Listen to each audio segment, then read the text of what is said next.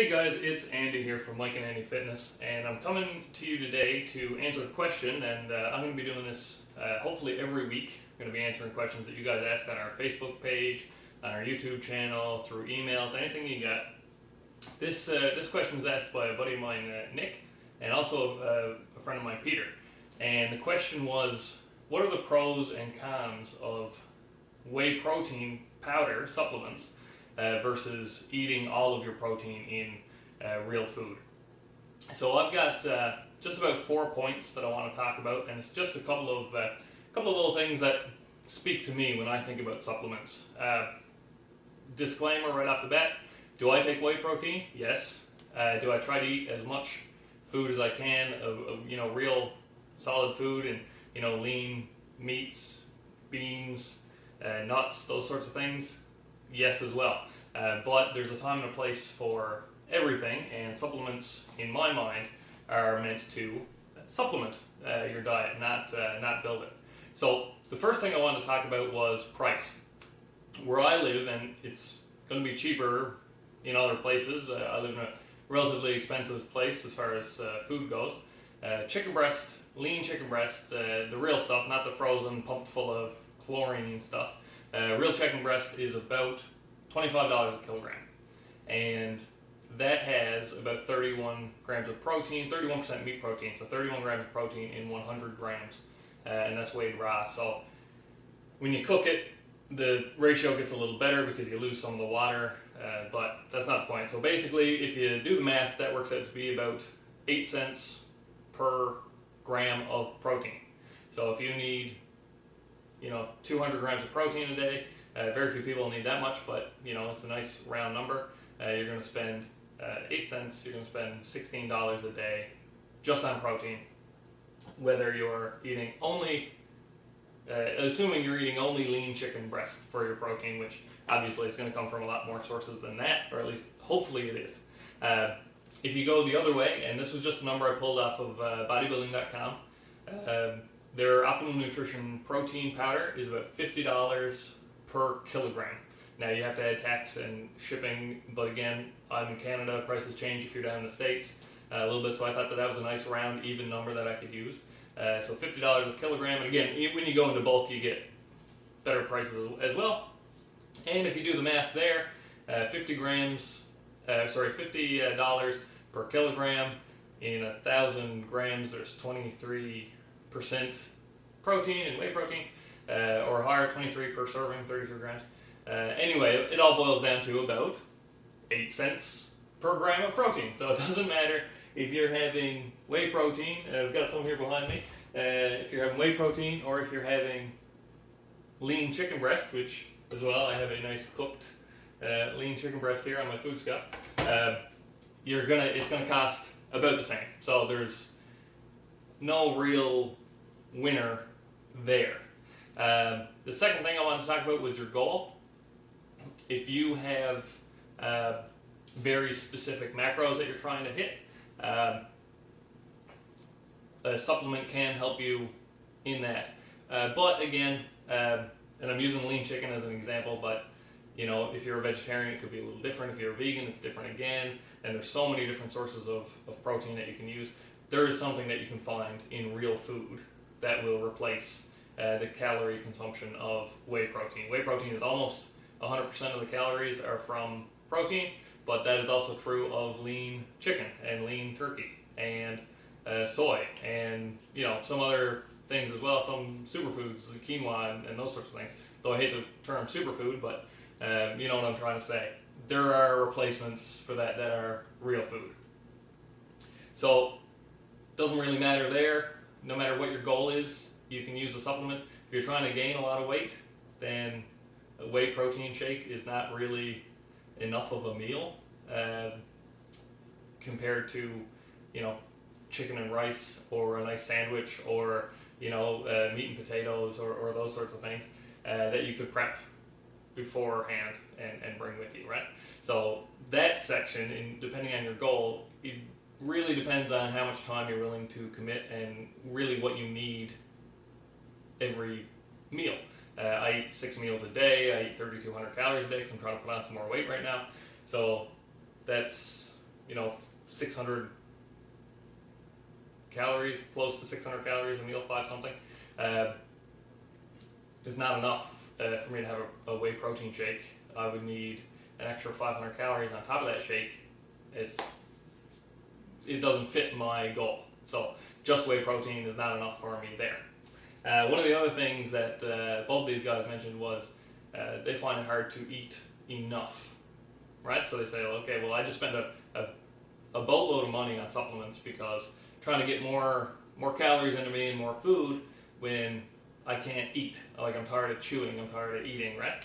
So this was one that actually spoke to me quite a bit, because this chicken breast weighs 128 grams. I weighed it before the video. And that's all it is. You just have to eat it. It's 5 or 6 bites of chicken, and that's all that you have.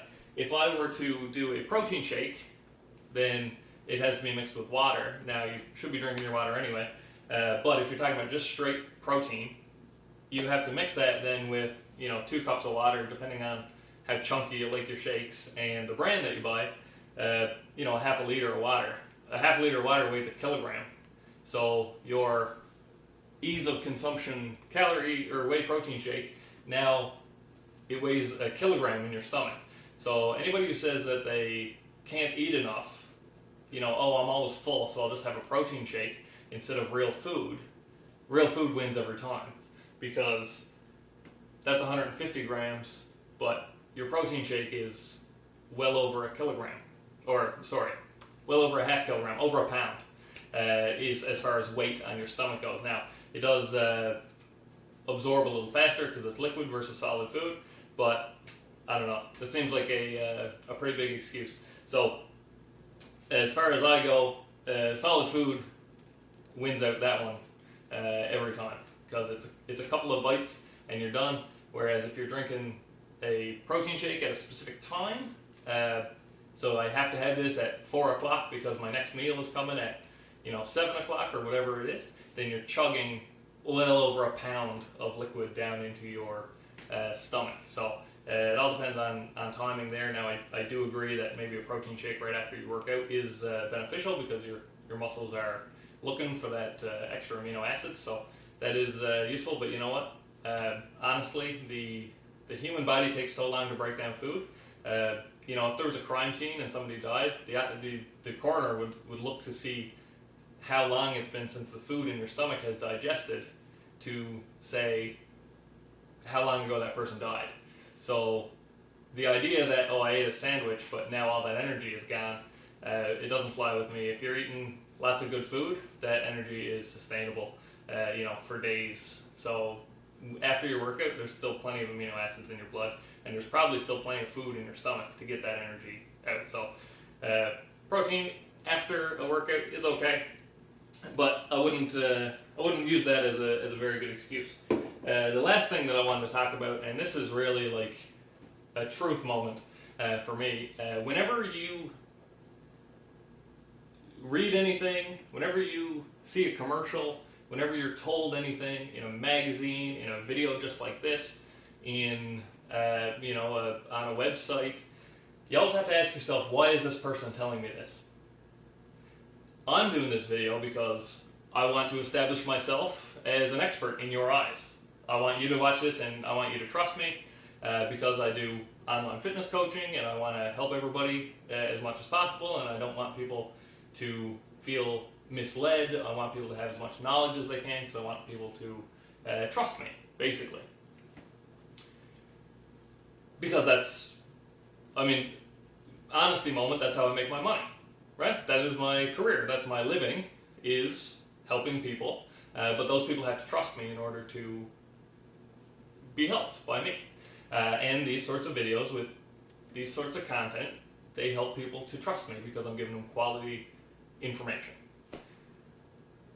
Supplement stores, supplement websites, places like bodybuilding.com, I mentioned them earlier, not to name names because they're not doing anything wrong, but if you get a meal plan from one of these websites, it's going to tell you to have 3 shakes a day, creatine twice a day, pre-workout, post-workout, multivitamins every single day, plus your 5 meals, plus, you really should use this sort of shaker mug because it ionizes the protein powder. Oh, and also we've got this convenient stacker shaker thing, so you can put all your protein powders in the same thing.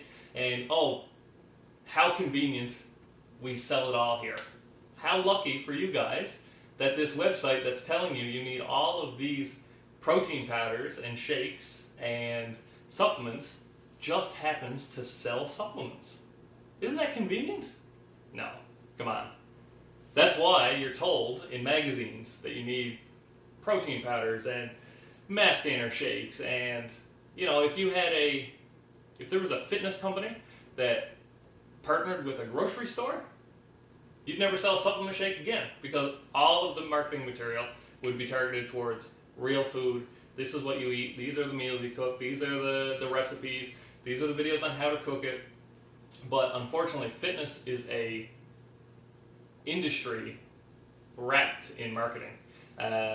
Even bodybuilding contests, bodybuilding competitions, a lot of it is just marketing. Even if you are a competition bodybuilder, which is not an easy thing to do, obviously, and it is something to aspire to if you're into fitness, that is still a marketing thing. Those people are models, and they're sponsored by supplement companies, fitness clothing companies, those sorts of things, so that the average person, like us, thinks that you need supplements in order to make your goals happen.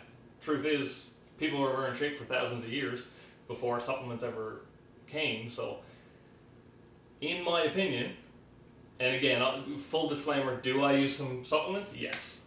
I have some protein powder. Obviously, it's right here behind me. I have so many shaker mugs because sometimes it's easy. But I think that people rely on them far too much. So as far as price goes, pretty much the same.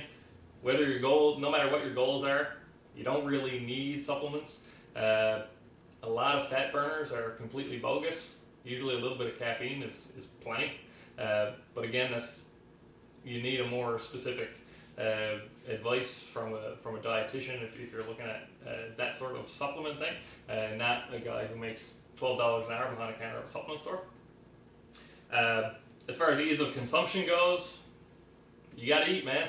If you're trying to put on weight, if you're trying to pack on muscle, if you're trying to burn fat, you can't rely on nothing but shakes.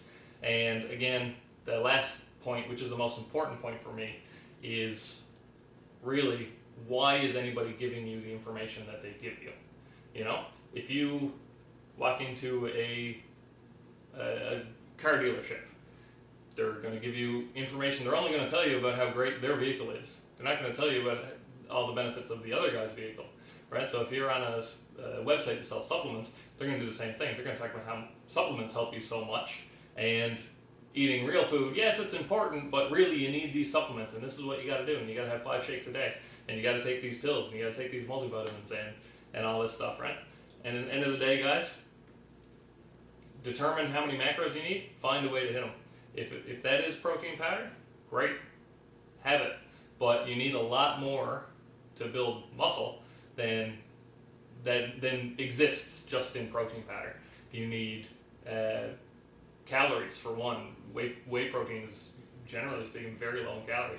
So you got to do a lot more than that. So people rely on this stuff too much, and the supplement industry wants that. So, guys, thank you so much. Hopefully that answered your question, guys, a little bit.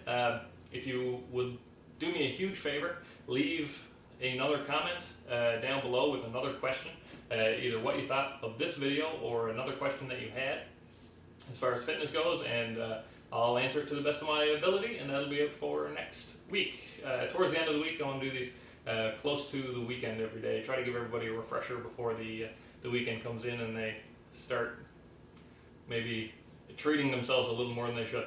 Alright, so I've been Andy from Mike and Andy Fitness, and thank you so much. Have a good day, guys.